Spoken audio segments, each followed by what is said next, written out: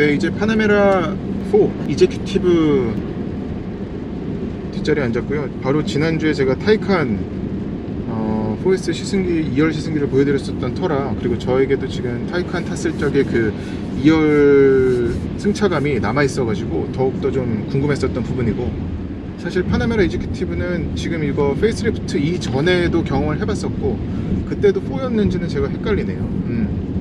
근데 전반적으로 어떤 공간적인 부분은, 얘는 또 롱휠이어가지고 지금 일반 파나메라 대비 휠베이스가 15cm가 더 길거든요. 그래서 휠베이스가 무려 3100mm나 되지요. 지금 1세대 파나메라가 처음 나왔을 때부터 선보였던 컨셉은 어떤 자리에 앉더라도 운전자가 체감하는, 운전자가 느끼는 그 드라이브 필링, 운전 재미라든지 주행 성능을 고스란히 누구라도 느끼게끔 해준 그런 게 있었다고 한다면, 2세대 파나메라는 좀 더 어떤 설룬, 대형 세단에 가까워졌습니다. 그리고 이거는 뭐 이 파나메라 뿐만이 아니라 지금 911도 일상생활에서는 한없이 편안한 그런 주행 승차감을 갖고 있도록 만들었기 때문에 그게 파나메라에도 고스란히 이어지는 게 있고요. 어쨌거나 지난주에 탔었던 타이칸과 비교를 해서 말씀드리자면 대형 세단 같아요. 그냥 그렇다고 뭐 S클래스 같다라는 말씀까지는 못 드리겠지만, 그래도 포르쉐가 뽑아낼 수 있는 가장 커다란, 그러니까 세단에서는, 낮은 차에서는 가장 넓은 공간이지 않을까 싶습니다. 그리고 지금 인테리어는 굉장히 많은 옵션이 들어가 가지고, 이런 가죽도 그 익스클루시브 매니팩처 그게 들어간 거여 가지고 온통 가죽이기도 하고요. 가죽이 아닌 플라스틱이 드러난 부분은 도어 몰딩 밖에 없습니다. 여기만 플라스틱이에요. 그리고 요 벤트, 옷걸이, 여기까지 가죽 이거 아니네. 얘는 가죽 안 쌌군요. 이 부분에 있어서는 S클래스보다 확실히 파나메라가 더 감싸여진 느낌이 있습니다. 파나메라는 이전에 1세대 때도 그랬지만 뭔가 좀 막 광활한 느낌을 가진 차는 아니었잖아요. 그래서 그것도 고스란히 이어지고, 지금 얘가 PASM이 들어갔는데 서스펜션 느낌은 지금 드라이브 모드는 컴포트 상태고요.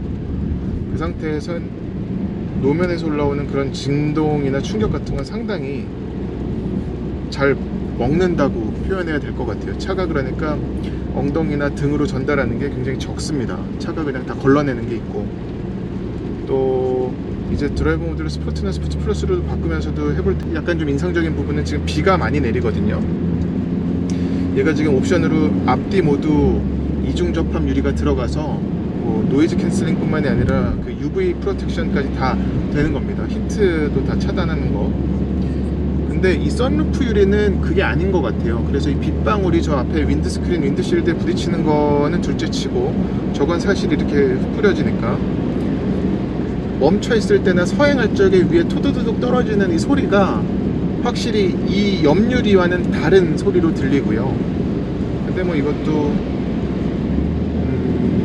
뭐 그렇게 신경 쓰일 부분은 신경 쓰이는 정도는 아니고, 그리고 타이칸 탔을 적에는 제가 이 스포츠 사운드, 인공 사운드가 뒷자리 승객에게는 좀 피로하게 느껴질 것 같다라고 말씀을 드렸었죠, 장거리 갈 때는.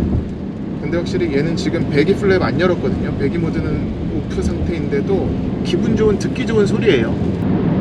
지금은 터널인데 터널 안에서는 제법 그래도 바깥 소리가 들어오네요. 이게 뭐 이중접합 유리를 썼는데도 썬루프에서 들어오는 게 있을 것 같아요.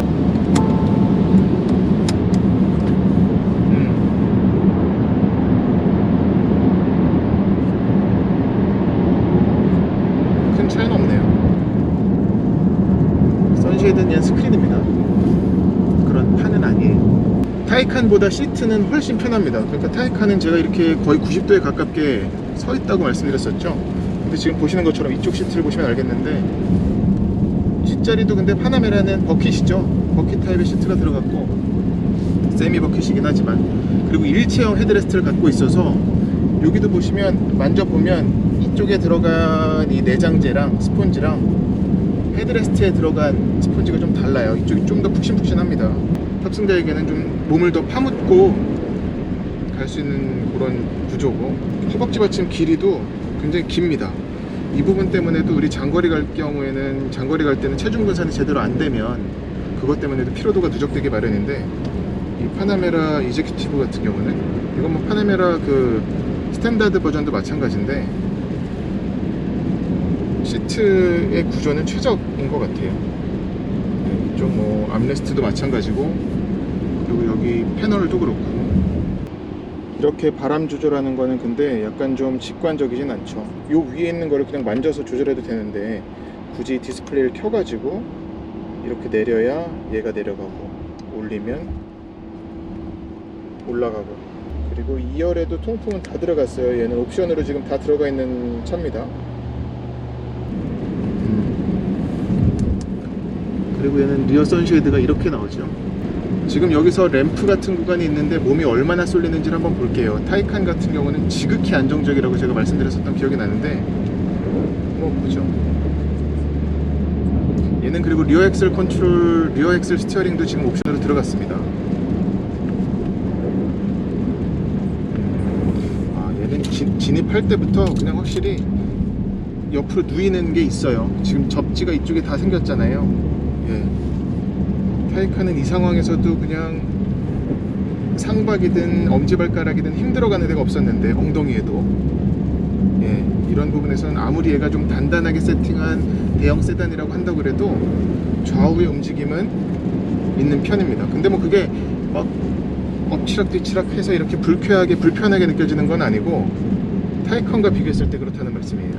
예상은 했지만 파나메라 같은 경우는 정말 포르쉐 안에서도 아예 그냥 이제는, 맨 처음에 1세대 나왔을 적에는 911보다 더 잘 달린다는 얘기를 했었거든요.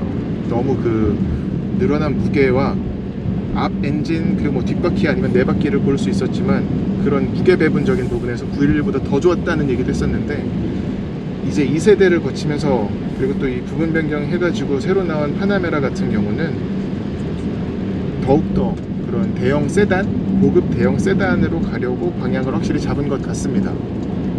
궁금한 부분은 이제 파나메라가 3세대로 계속 갈지, 그 부분인데 모르겠어요. 포르쉐는 여전히 라인업 안에서도 파나메라는 타이칸보다도 위에 위치하는 고급 대형 세단이라고 얘기를 하는데, 이번에 타이칸을 타보니까 3세대 파나메라는 뭐 단종될 수도 있지 않을까, 없어질 수도 있지 않을까, 아니면 뭐 넘어가는데 세대 변경은 하더라도 전기차로 바뀐다거나 그럴 가능성도 있을 것 같습니다. 이 헤드레스트는 지금 이제 앞에도 일체형이다 보니까 시야가 안 좋을 것 같은데 그렇지가 않아요. 이 머리가 매우 삼각형으로 깎여 있다 보니까 상당히 시야도 좋습니다. 운전할 적에는 드라이버 모드를 컴포트보다 스포트로 뒀을 때 좀 더 차의 움직임이 적어져가지고 저는 더 좋았거든요. 근데 이게 2열 승객도 마찬가지네요. 지금 스포트로 바꾸니까 좀 더 단단해지는 게 있는데, 단단해지는 건 사실 운전자가 체감하기가 더 쉬운 부분이지만 아래의 어떤 이런 바운싱 같은 부분에 있어서 2열 승객이 느낄 때 아래 위 움직임이 현저히 좀 많이 적어졌어요. 그래서 이것 때문에도 덜 피로하게 차의 움직임이 적다 보니까 스포츠 모드 세팅이 가장 이상적이지 않을까 싶습니다.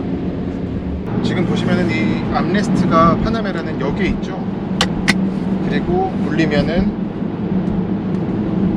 요 밑에도 별도의 공간이 또 자리 잡았고, 여기에는 USB 포트가 있는데 A타입은 아니고 C타입이에요. 그리고 시간잭이랑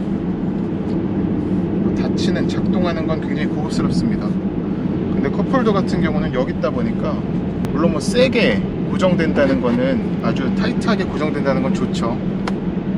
하지만 좀 멀다는 거, 구조상 어쩔 수 없는 부분인 것 같고요. 단도직입적으로 얘랑 S클래스는 뭐가 더 낫냐고 물어본다 그러면 이거는 낫다 안 낫다 문제가 아닌 것 같아요. 지금 사실 가격은 얘가 지금 옵션까지 다 더하면 한 1억 9천여만 원 정도 되고, 이번에 S클래스 같은 경우는 신형이 나오면서 가격이 많이 올랐죠. 게다가 지금 이 성능이면은 지금 S500과 비슷한 성격인데, 성능은 S500이 좀 더 높고, 엔진의 성능이라든지. 근데 공간적인 부분은 확실히 S500이 더 좋죠. 넓기도 넓고 이런 사이드 윈도우라든지 하다못해 그런 뒤에 공간적인 부분은 580이랑 500은 롱휠이 있는데 취향 차이라고밖에 말씀을 드릴 수가 없겠습니다. 네. 근데 이제 대형 세단은 사람들이 의뢰 얘기하는 게 SG 뭐 이런 통념이 있기 때문에, 그럼에도 파나메라 이제큐티브라고 한다면은 그런 뒤에 뒷자리에 타고 다닐 누구를 모신다거나 그렇게 쓰기에도 뭐 유니크한 것 때문에 그런 건 생길 수가 있겠죠. 이 모델과 부딪히려면 정말 콰트로포르테밖에 없을 것 같아요. 마세라티 콰트로포르테나 벤틀리 플라잉 스퍼가 있겠네요.